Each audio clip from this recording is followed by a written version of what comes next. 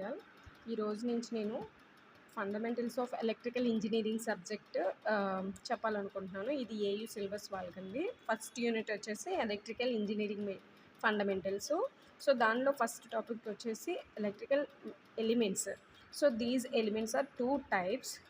One is active elements and second one is passive elements. So coming to the active elements, these elements are, they possess energy by themselves and they supply energy to the other circuit elements. So that doesn't depends on any other elements.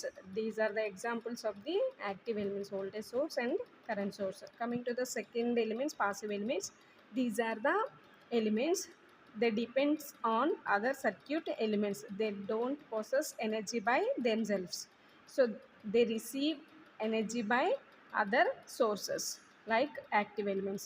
These are the examples of passive elements: resistance, inductance and capacitance. Thank you.